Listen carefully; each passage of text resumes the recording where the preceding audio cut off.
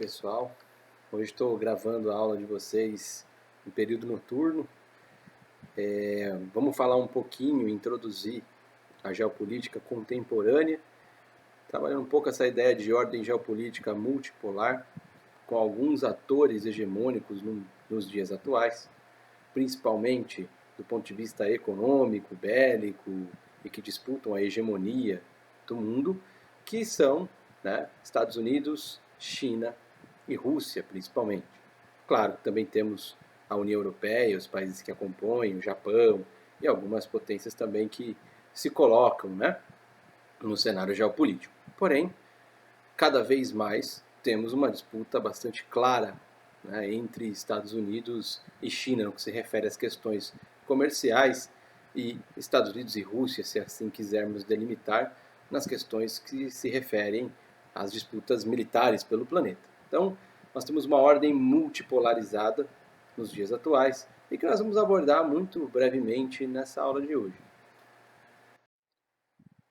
A ordem geopolítica atual de um mundo que se torna cada vez mais multipolarizado é produto também de uma superação da ordem bipolar que nós estudamos da Guerra Fria. Esta divisão do mundo entre uma ordem bipolarizada, entre uma disputa dos soviéticos com os Estados Unidos, que se encerra com o fim da União Soviética em 1991, não significa que o mundo se tornou, como a gente já tem visto e vimos na última aula sobre a OTAN, por exemplo, e a ONU, que o mundo tenha se tornado mais pacífico ou que, de alguma maneira, agora os Estados Unidos reinem sozinhos no mundo, não tendo mais nenhum adversário.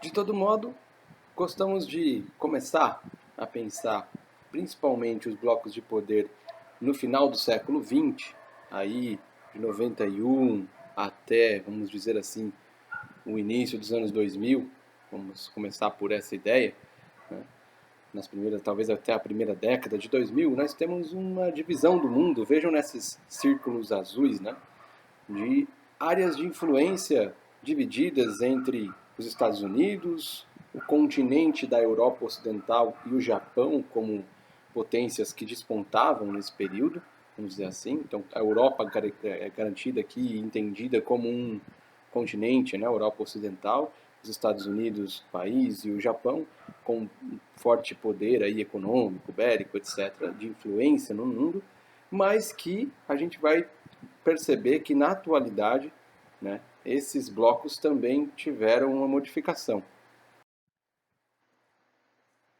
Essa modificação tem muito a ver com, vejam esses círculos verdes, com o papel da China, principalmente na atualidade. A China vem despontando como uma das potências mais bem-sucedidas do ponto de vista econômico. Hoje já é a terceira mais forte, digamos assim, em termos de poder bélico.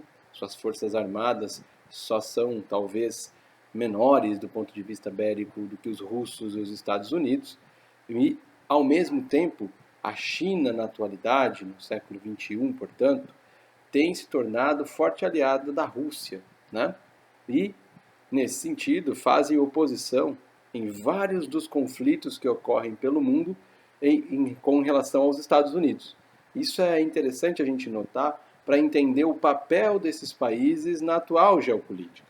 Então, se nós pudermos olhar para esse mapa aqui, e pensarmos nos centros de poder dos dias de hoje, nós, de alguma maneira, estamos observando dois fortes atores aqui, Estados Unidos e China, do ponto de vista econômico, fortes atores do ponto de vista bélico, Estados Unidos, Rússia e China, e que disputam influência e que hoje, de alguma maneira, se colocam, muitas vezes, como vocês percebem, de forma contrária no cenário da geopolítica mundial. Uma das formas da gente observar essas ordens geopolíticas é usar exemplo de dados econômicos, o peso das economias nacionais no mundo. Nós vamos fazer dois exercícios. Vamos começar fazendo o primeiro exercício de observar o peso das economias nacionais no mundo. Veja lá, 1960, 1990.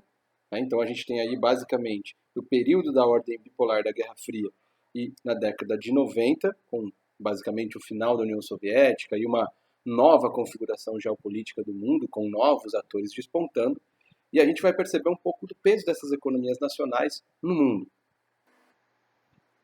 Veja só, uma percentual aí do produto global produzido pelo planeta, do ponto de vista econômico, né? Então nós temos os Estados Unidos em 1960, logo em seguida o peso da União Soviética, o Japão em terceiro lugar, e a Comunidade Econômica Europeia, né, que hoje é a União Europeia, nós vamos estudar na próxima aula os blocos econômicos, vamos começar esse debate. Nesse período já, como Comunidade Econômica Europeia, nós tínhamos 12 países aqui representando, né, 21%. Então, né, nós tínhamos a disputa Estados Unidos, União Soviética e a Europa aí já se colocando do ponto de vista da economia. Né? Então aqui nós estamos considerando vários países, mas pensando em países específicos, nós tínhamos uma disputa bastante clara aqui entre Estados Unidos e a União Soviética. Na década de 90 a gente vai perceber que a União Soviética e os Estados Unidos vão perdendo peso e o Japão desponta no início da década de 90, né? Vejam aí, de 3% do percentual do produto global, nós vamos para 13%, né? E os países que conformavam a Comunidade Econômica Europeia, de 21% vão para 23%. Então tem um crescimento na década de 90 em relação aos anos 60. De alguma maneira a gente está demonstrando aqui, né, o peso que essas economias têm no mundo. E percebam que a China sequer aparece aqui, mas vamos ver o próximo slide. Muito bem, aqui nós já temos o peso econômico dos países em relação ao PIB global no ano de 2017. Então a gente percebe que os Estados Unidos continuam tendo, United States of America aqui, né, a liderança nesse período, mas a China, que sequer aparecia nos dados anteriores, por exemplo, da década de 90, né, já despontando com 14%, né, do PIB global. Né? O Japão com 5%, a Alemanha, Germany, ali 4,5%, enfim. Mas vejamos agora que nós temos um ator econômico, né, que está se colocando, né, como uma das principais economias do mundo e que cresce muito mais do que a economia, inclusive americana, que é a China, que tem características muito peculiares, né, e que a gente vai perceber no mundo da geografia política ou na geopolítica, nessa ordem geopolítica mundial, a China cada vez mais passa a se colocar como um ator de peso nas decisões do planeta.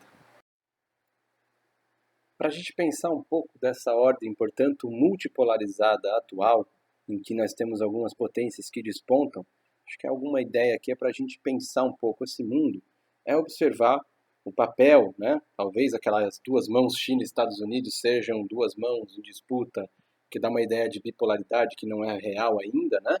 Apenas do ponto de vista econômico.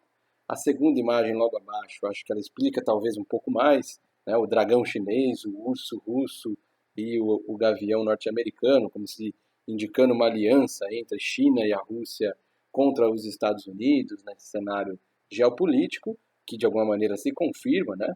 E acho que é interessante a gente observar, por exemplo, esse gráfico e perceber o papel que a China vai tendo, né, do ponto de vista econômico, movido principalmente pela produção das manufaturas do nosso planeta. Então, veja o crescimento da China na produção manufatureira, né, de 2004 a 2018. Veja que a China é a principal, vamos dizer assim, fábrica do mundo. Então, nós temos a produção econômica chinesa sendo, né, inclusive, a principal no que se refere a produtos industriais, etc., produtos manufaturados. Isso é bastante relevante para a gente pensar também o papel da economia chinesa no mundo. E tudo indica, né, inclusive dados oficiais do Banco Mundial, enfim, dados que nós podemos encontrar facilmente aí na internet, em pesquisas que possamos fazer, sempre cuidado com o que a gente vai buscar, né, obviamente, mas a gente vai perceber uma tendência, né, de a China se tornar a principal economia do mundo e ultrapassar os Estados Unidos, né, em algumas décadas. Né? Ao mesmo tempo, a gente tem essa perspectiva também bélica, de Rússia e China e Estados Unidos continuarem muito fortes. E os Estados Unidos, com a aliança que ainda mantém, a hegemonia que ainda mantém na Europa, ainda se colocam como uma potência de muita relevância, mas que não reinam sozinhos no mundo por conta também da presença e da tomada de posição de Rússia e China, com uma aliança que se coloca cada vez mais clara, né, nas relações diplomáticas, em conflitos que acontecem no mundo contemporâneo, quase que sempre se opondo aos Estados Unidos. Então a gente tem uma ordem multipolarizada para a gente sistematizar, né, muito permeada aí pelo papel, diria eu, né, de alguns atores. Eu sistematizaria aí Rússia, China e Estados Unidos, mas também ressaltaria o papel ainda que Japão, a Europa, principalmente a Europa Ocidental ali, da União Europeia, também existem, né, e possuem uma relevância aí no mundo, nesse cenário geopolítico mundial. Legal, pessoal. Chegamos até o fim da nossa aula sobre essa ordem geopolítica atual. Espero que vocês tenham compreendido, principalmente, né, esse debate que nós estamos fazendo. Estamos falando de questões bastante atuais.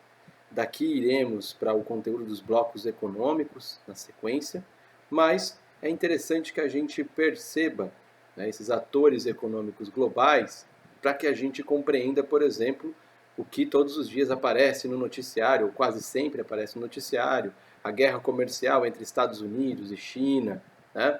As disputas que se dão entre Estados Unidos, Rússia, em guerras que estão acontecendo nos dias de hoje, como é o caso da guerra da Síria, por exemplo.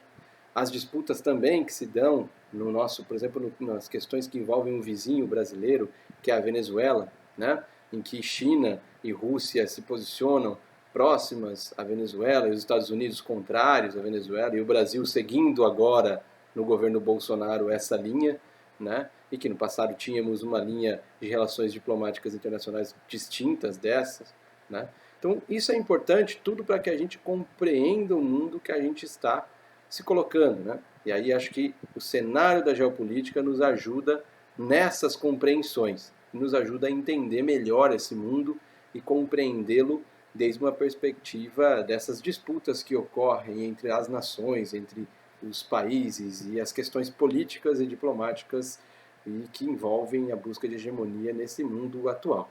Espero que vocês tenham gostado desse conteúdo introdutório e a gente continua aí com as nossas aulas o mais breve possível. Até mais e tenham uma boa noite.